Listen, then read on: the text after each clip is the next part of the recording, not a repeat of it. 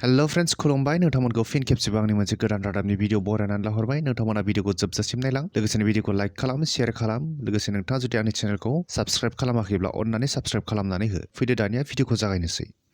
हादराव लक सभा बिसायख'थिया सोलिगासिनो दं थांनाय 19 एप्रिल खालाराव सेथि खोलोबनि बिसायख'थिया जानानै थांबाय बे सेथि खोलोबनि बिसायख'थियाव आसामनि मोनबा बियाब फारियै काजिरङा जरहाट लखिमपुर डिब्रुगड़ आरो सनितपुराव जानानै थाङो थिग बे लेखायैनो दिनै 22 एप्रिल खालाराव नैथि खोलोबनि बिसायख'थिया हादरनि गासै गं 13 रायजो आरो इउनियन टेरिटरिनि गं 88 बियाबाव जादों बेनिनो आसामाव करिमगन्ज सिलचर दरं उदालगुरि नगाव आरो दिफु गासै गंबा बियाबाव नैथि खोलोबनि बिसायख'थिया जादों आसामनि मोनबा बियाबफोराव गासै 9133 भट सोग्रा मिरुफोराव बे भट सोनाया सोलिगासिनो दं बे नैथि खोलोबनि भट सोनाया फुंनि 7 रिंगानिफ्राय जागायनानै मोनाबिलिनि 5 रिंगासिम जागोन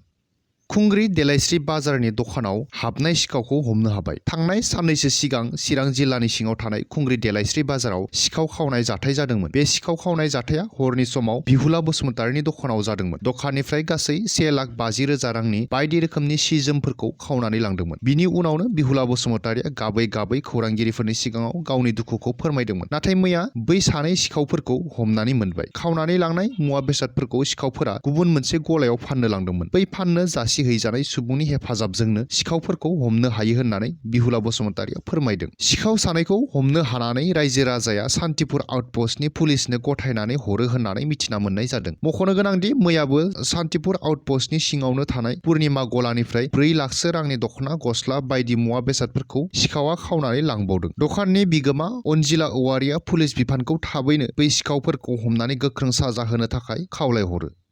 2024 इं मायथाइनि मेट्रिक आनजादनि फिथाइखौ थांनाय 20 खालार खालि होनाय जादोंमोन सेबाजोंनो खुंजानाय बे आनजादाव गोबांथार गुन गोनां फरायसाफोरा उथ्रिसारनो हादोंमोन थिग बेबायदियैनो क'क्राझार जिल्लानि सालाकाथियाव थानाय बड'लेण्ड एकाडेमि सिनियर सेकेन्डारि फरायसालिनिफ्राय 10 फरायसाफोरा मेट्रिक आनजाद होनायनि 10 उथ्रिसार जानो हादोंमोन बेनिनो सासे डिस्टिंसन 2 स्टार 2 सेकेन्ड डिभिजन आरो माखासेया सेथि थाखो लाना उथ्रिसार जानो हादों बै लेखानो आनजादाव उथ्रिसार जानो हानाय फरायसाफोरजों लोगोसे बिथांमोननि जोथोन लागिरि बड'लेण्ड एकाडेमि सिनियर सेकेन्डारि फरायसालिया बरायनायजों लोगोसे मान बावनाय जायो मख'जाथावदि फरायसालिनिनो एकाडेमिक इनचार्ज दिगन्त बड'साया उथ्रिसार जानो हानाय फरायसाफोरखौ गाहाम हामलायथि बावनायजों लोगोसे इयुनाव जाफुंसार जाथोंनि थाखाय थुलुंगाखां होयो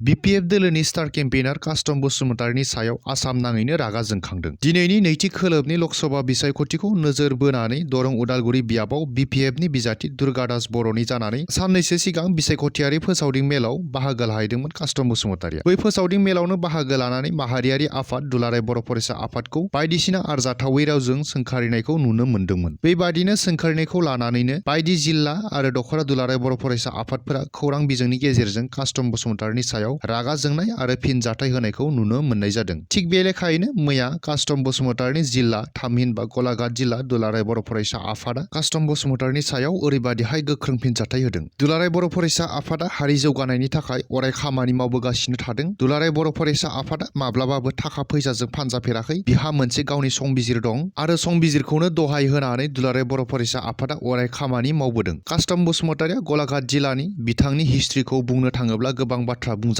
मोनसे समाव दुलाराय बर' फरायसा आफादाव खामानि मावनानै मा जाहोननि थाखाय एरख'जाखो बैफोर बाथ्राखौ बुङोब्ला गोबां बाथ्राफोरा बुंजायो बिथाङा गलाघाट जिल्लायाव जायगा गैयैनि थाखाय बिटिआरआव थांनानै बिपिएफनि जानानै खामानि मावहैदों होननानै बिथांमोना बुंबावोदि बिथांनि समस्थिया काजिरङा बिथांनि भट केन्द्रआ लक्षी जयन्ती नाथाय बिथाङा भारतनि सासे नोगोरारिनि गिबि मोनथाय भटखौ मानो होआसै आरो गावनि भटखौनो होआबाला बिटिआरआव थांनानै सैमा फाग्ला बादि गोब्रामबाय थादों बिथाङा माबेबा मोनसे राजखान्थि दोलोआव थानानै खामानि मावथों नाथाय दुलाराय बर' फरायसा आफाद आरो बेनिनो आफादगिरि दिपेन बर'नि सायाव गाज्रि सोंखारिनायखौ गारनांगौ नङाब्ला बिथांनि हिस्ट्रिफोरखौ बुफ्रुनो गोनां जागोन लोगोसे एजिपि दोलोनिफ्राय मा जाहोननि थाखाय एरख'जाखो होननानैबो सोंथि खालामनायखौ नुनो मोन्दों आरोबाव कास्टम बसुमतारिखौ गलाघाटनि ना बिटिआरनि होननानै सोंथि खालामबावो नोजोर होनो गोनाङा बेसोदि गलाघाट जिल्ला एबसुआ बे खौरांगिरि मेलाव कास्टम बसुमतारिनि माबे हिस्ट्रिनि बाथ्राखौ खनले बुंखांबाय दं बै हिस्ट्रिया मा बिसो मोनसे गिदिर सोंलु जानानै थाबाय